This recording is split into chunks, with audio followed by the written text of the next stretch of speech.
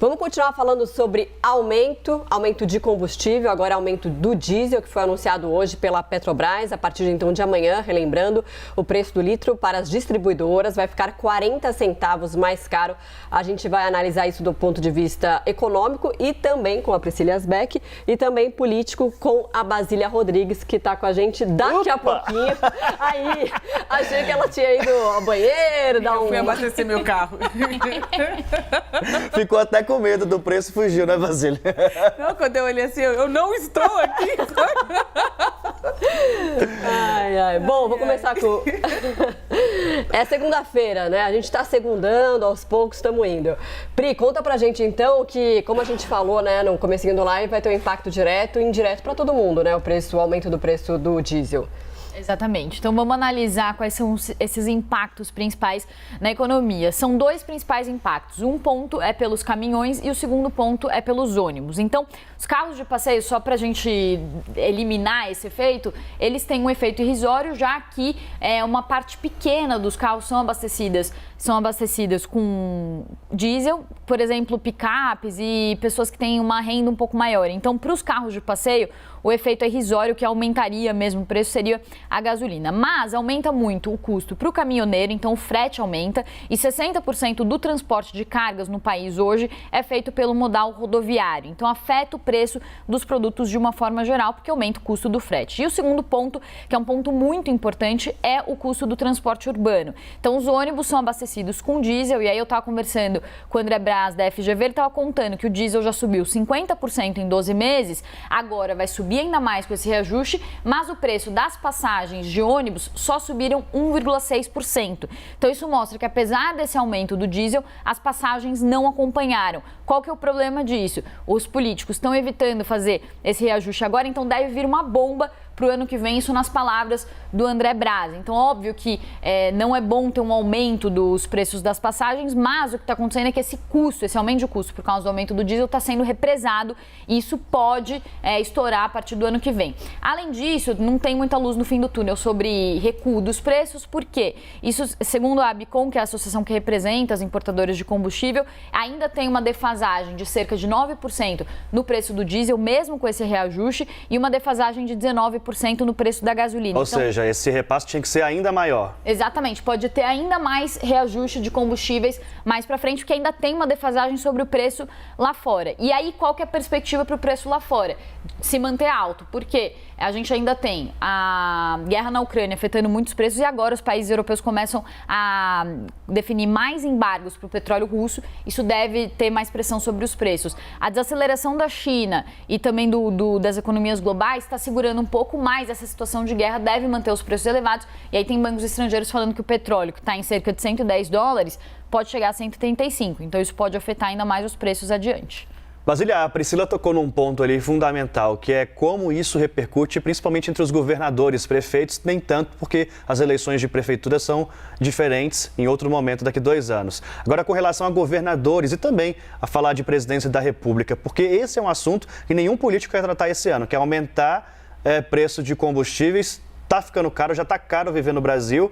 Esse assunto, de que forma isso deve ser visto nos debates eleitorais? Até para as pessoas que estão assistindo a gente ficarem de olho em como o candidato vai lidar com esse tema.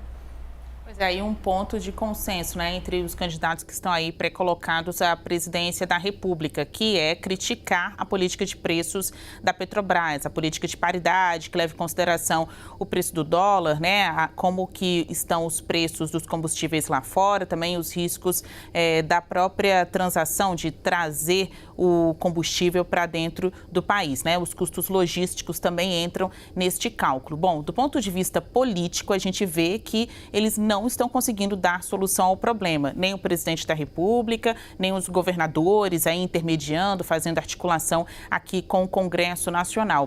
É uma batata quente, uma panela de pressão. A gente pode usar inúmeras metáforas para falar deste problemão em ano eleitoral, faltando 5 meses para as eleições e já com um cenário aí de que novos reajustes virão.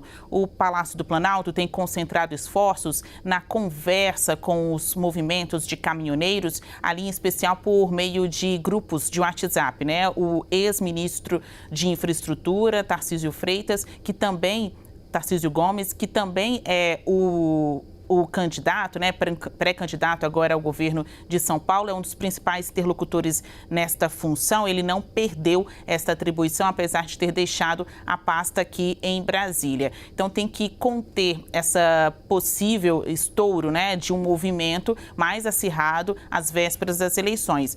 É uma preocupação permanente nas conversas que a gente tem aqui, ali dentro do Palácio do Planalto e outros interlocutores do presidente Jair Bolsonaro. A gente pode acompanhar aí, ó, na linha de acontecimentos, no fim de semana mesmo, Bolsonaro falou sobre o assunto. Então, sempre coloca a culpa nos governadores ou na política de preços de paridade da Petrobras. O presidente se exime desta responsabilidade de controlar o preço dos combustíveis, não só do diesel, como também da gasolina.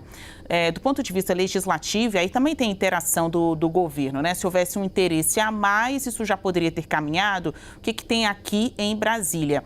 Aquela conta, né, de compensação, a Yasbeck lembra bem, que aquele fundo de compensação, e depois chamaram de conta de compensação, que poderia amortecer essa alta no preço de combustíveis, passou pelo Senado, foi para a Câmara dos Deputados e o projeto está lá paradinho, sem perspectiva de ser aprovado.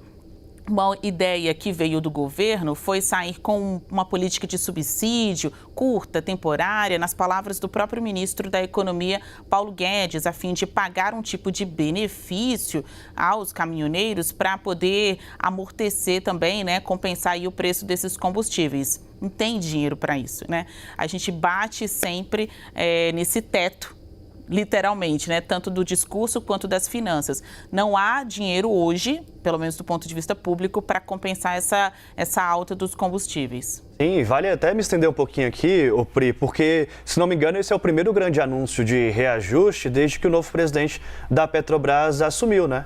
Desde o dia 12 de março, né? Não tinha reajuste. Então, realmente é um problema que preocupa e que não tem uma solução imediata. Então, o que a gente vai vendo os políticos fazerem é esse morde-a-sopra, né? Então, principalmente o presidente Jair Bolsonaro, ele vai falando que ora é culpa da Petrobras, ora é culpa dos governadores, mas fato é que não tem de onde tirar esse dinheiro, como a Basília falou, para fazer esse fundo de estabilização dos preços.